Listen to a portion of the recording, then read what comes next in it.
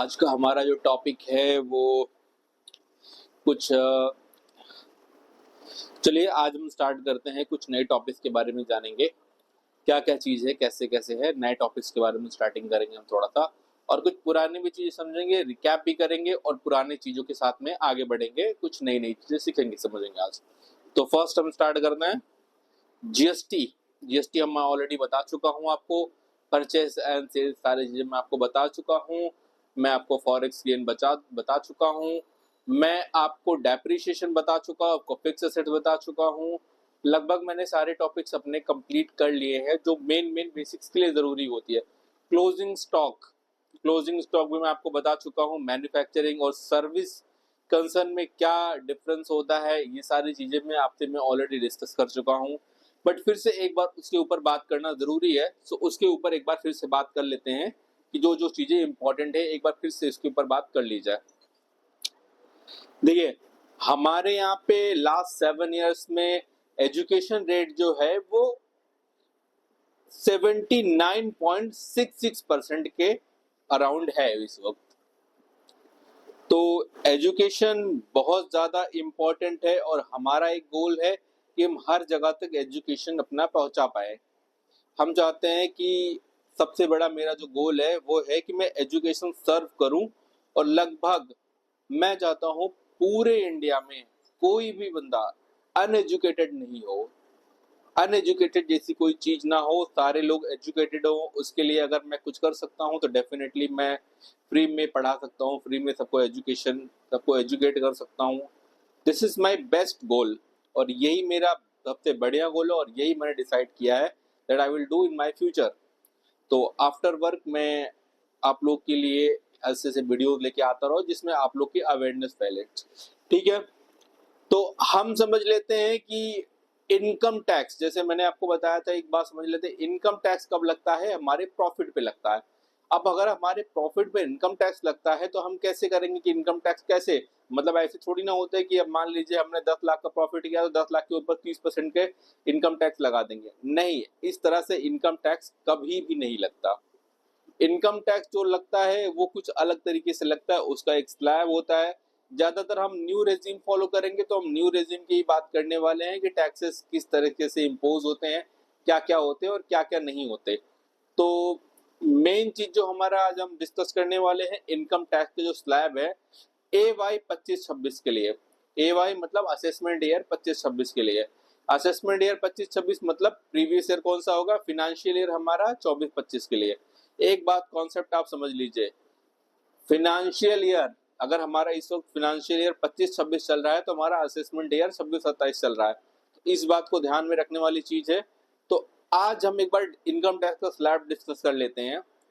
कुछ हमारे जो लिमिट्स हैं कितने कितने, मान लीजिए कि आप समझ लीजिए कि हमारा जो, अगर मान लीजिए हमारा जो टर्नओवर है वो 1 करोड़ के ऊपर होता है तो उस वक्त हमें टैक्स ऑडिट की जरूरत पड़ती है।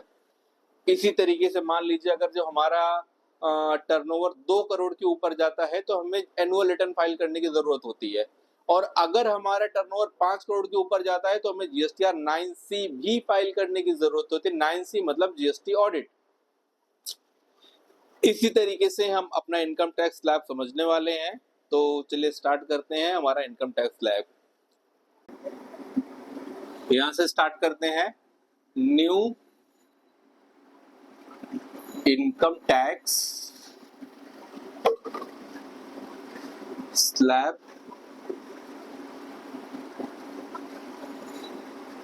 FY 24-25, क्योंकि जो हमें रिटर्न्स फाइल करने हैं वो अभी 24-25 के फाइल करने हैं।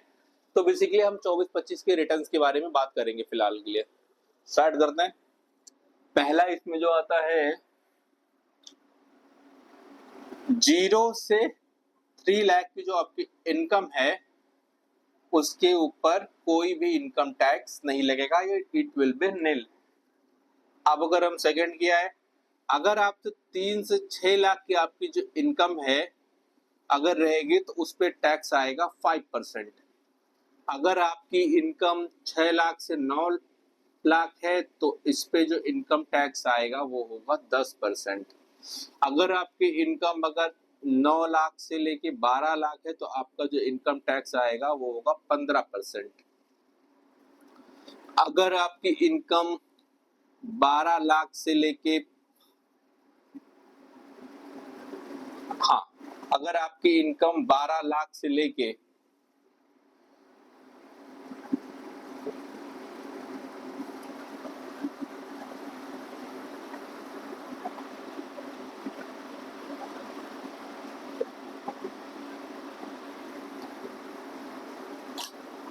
अगर आपकी इनकम 12 लाख से लेके 15 लाख है तो आपकी जो परसेंटेज होगा वो लगेगा टैक्स 20%। और अगर 15 लाख के अबव है देन इस पे लगेगा आपका 30%। ये हमारे स्लैब है बेसिकली जो आपको समझने है। ये क्या है हमारे न्यू इनकम टैक्स स्लैब 25-26, ठीक है। देखिए इनकम टैक्स जो स्लैब होता है वो इसी तरीके से लगता है। अगर आपकी इनकम 3 लाख तक है तो कोई टैक्स नहीं है। 3 लाख से लेके अगर आपकी इनकम 5 लाख तक है तो अगर आपकी इनकम 3 लाख से लेके 6 लाख, सॉरी 5 नहीं 6 है, 3 लाख से 6 लाख तक की अगर आपकी इनकम है इसके बीच में है तो 5% आपका लगेगा इनकम टैक्स।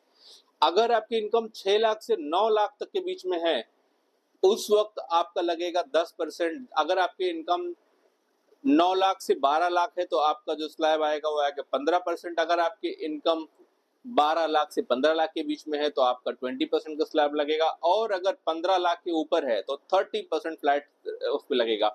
और ये कैसे लगता है? ये स्लैब वाइज ही लगता है। सारी चीज जो भी है वो स्लैब वाइज ही है, इसमें कुछ डिफरेंस नहीं है। ऐसा नहीं कुछ भी डिफरेंस है इसमें, सारी की चीजें स्लैब वाइज ही सारी चीजें होने वाली हैं, ठीक है। बट इसमें एक चीज होती है रिबेट अंडर सेक्शन 87A। अभी अंडर सेक्शन 87 क्या होता है इसका रिबेट? अगर आपकी इनकम 7 लाख तक है, अगर आपकी इनकम 7 लाख है तो आपको पूरा का पूरा रिबेट मिल जाता है, आपका टैक्स नील हो जाता है। बट अगर आपकी इनकम 7 लाख 1 रुपया है तो ये जो स्लैब मैंने आपको बताया है ये स्लैब होगा अप्लाई उसके ऊपर। अगर आपकी इनकम मान लीजिए 7,50,000 रुपए है तो इसी तरह से कैलकुलेट होगा। 3 लाख तक आपकी छूट मिल जाएगी, 3 लाख से 6 लाख के बीच में आपका 5% टैक्स लगेगा।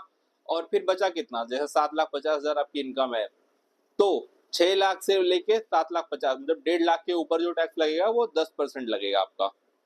इस तरीके से इनकम टैक्स स्लैब होने वाला है। Kindly note it. Thank you.